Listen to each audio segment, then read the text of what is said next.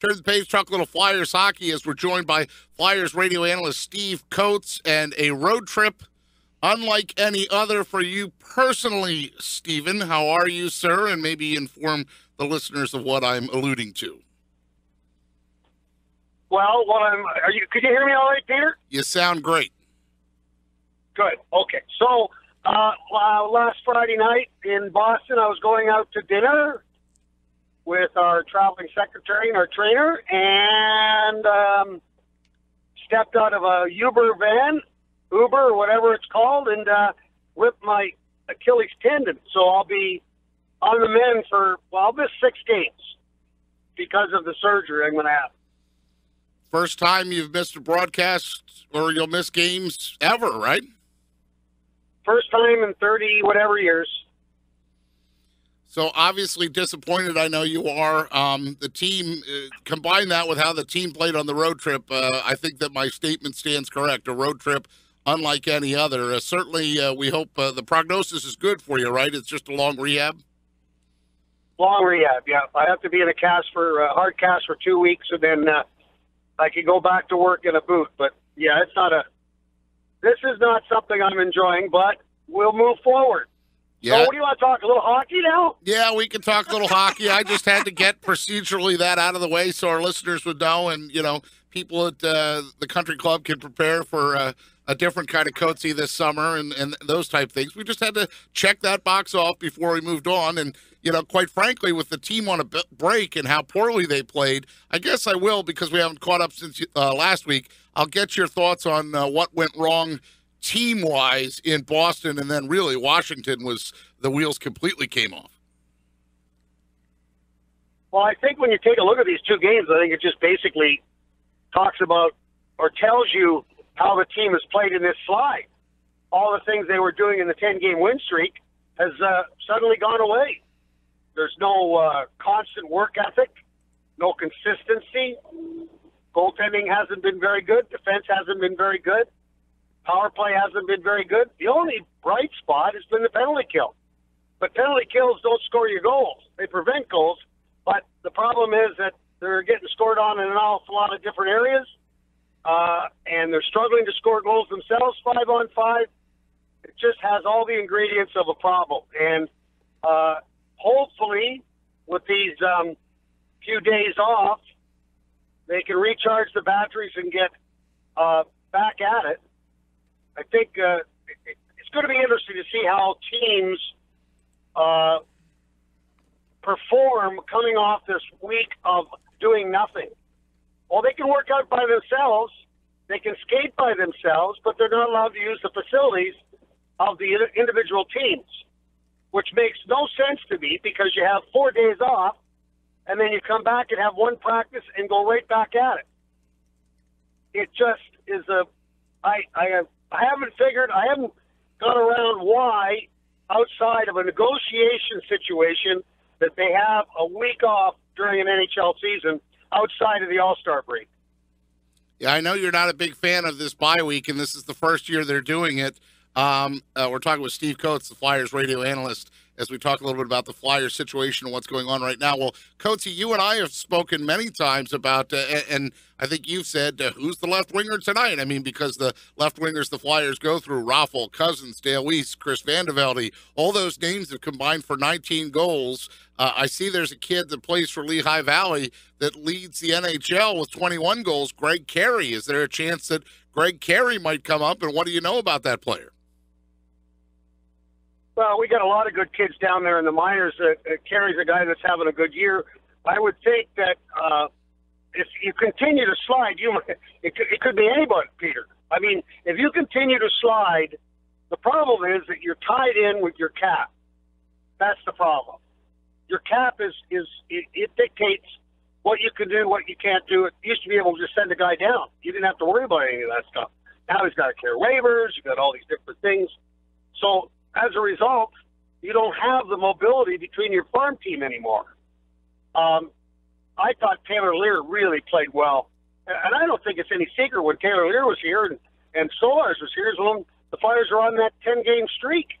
But it is a roller coaster usually in a season. You have good times, you have bad times.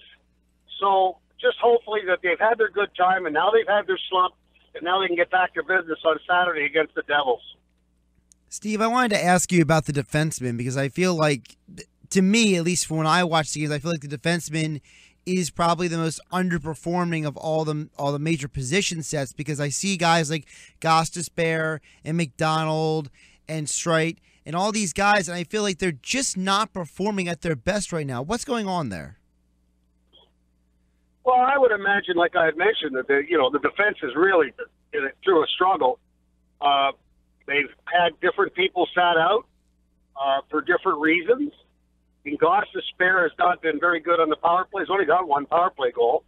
He's having a hard time scoring. Or hitting the net, rather. Having a hard time hitting the net. He's had a hard time in his own zone. So, he's not having the year that he had in his first year. He's basically having the old sophomore jinx. It's interesting about McDonald. Like, everybody says, well, McDonald this, McDonald that. He's playing with Provorov, who's been our best defenseman. And they, together, are the shutdown team. Sometimes you might be a little bit more exposed as a defenseman when you have to play against the top players or the top lines of the opposing teams. When you're sliding and you're not playing well, you expose it even more. So when you take a look at the defense right now, Gudas has been sat out. He didn't play very well. Del Zotto had a point there where he had to sit out. He didn't play very well. Gostisbehere, having Mark Streit back is going to be a big help. I mean, he didn't get a chance to practice. So those two games being his first, he was probably around 60%. But once they get Streit all squared away and they can get a solid effort from everybody, because defense stands by itself when the forwards aren't coming back and helping in their own zone. But we always blame the defense. So you have these breakdowns, and that's what's happened. And it exposes. But that's when things are bad. Hopefully they can come back and play as five. You have to play as five to be successful. I'm glad you brought that up, Coatsy, because one of the things that I saved from the post-game show after the Capitals game was even strength issues for the Flyers, and they have 75 goals for, 97 goals against. That's a minus 22. Only the Avalanche are worse than them in the entire NHL of their 5-on-5 play. So it looks like you're sort of alluding to or touching on. Plus, they're in the bottom 5 teams of goals allowed. They allow 3.13 goals a game. The Islanders and the Stars below them, the Coyotes and the Avalanche, are the only two worse than the Flyers in goals allowed. So 5-on-5 and goals allowed seem to be two things that are plaguing the Flyers right now. Well, it's like I mentioned. I had told you that if the power play goes south and you're not doing anything on the 5-on-5, you can't score goals. And that's the numbers pretty well tell you the tale there. What's struggled with this hockey club. And when you take a look at where you're getting your scoring, it's just not there. 5-on-5, it's not there. And it's a matter of the forecheck. The forecheck is the problem. No support, in and out, what we call one and out, where you have an ability. I thought it was going to happen at the beginning of the Washington game, and I thought it was going to happen at the beginning of the Boston game, where they actually came out, did a good job in the forecheck, got the puck down low, did a great job of getting on the defense, and then it just stopped, especially with the shorthanded goal by the Bruins after the Flyers had taken a 1-0 lead. Very, very fragile team right now. Very fragile. So as soon as something comes about that's bad or negative, they hang their heads.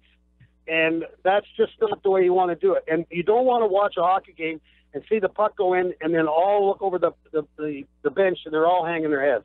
It doesn't work. Got to get the heads up, understand when they were bouncing back at the beginning of the year, everything was good. What we're going through now is when you're struggling like this, everything is bad. The plane ride's bad. The bus ride's bad. The food on the plane's bad. The skates are bad. The sticks are bad.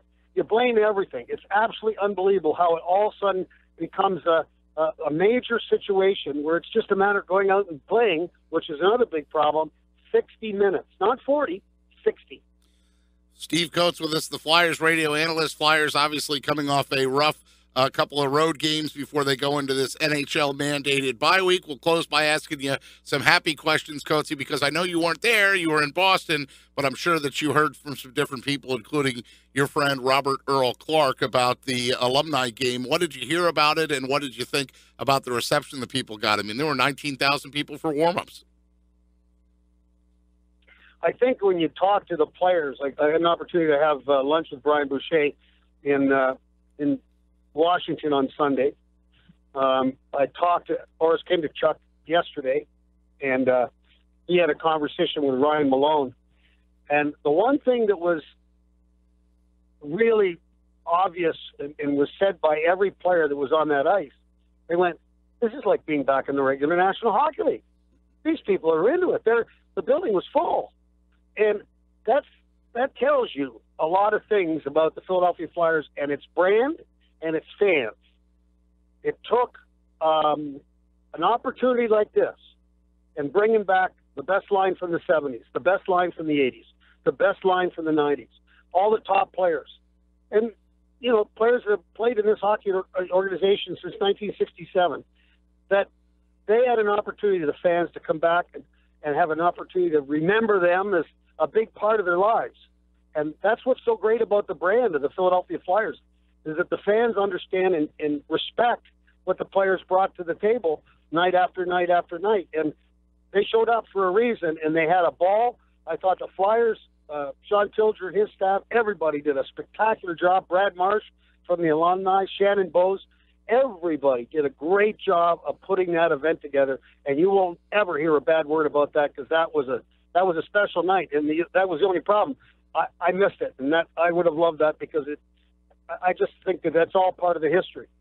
I know Mr. Snyder would have loved it as well, and a lot of the Flyers, we talked to Bill Barber one-on-one, and he said that yesterday. We talked to Brad Marsh. We have a bunch of one-on-one interviews. In fact, following you here, Coatsy, somehow we're going to have Proppy try to follow you. So you're on now, and we'll have our pre-taped interview with Brian Propp. Plus, at 4:45 later today, if you're near radio or listening, you want to hear Tim Kerr, as I was very excited to catch up with him. Been a long time since TK has done anything Flyers alumni related, so it was wonderful to see him in the building as well. He had horn-rimmed glasses, Coatsy. He didn't even have croquis. He looked like Kurt Rambis out there with a pair of black glasses on.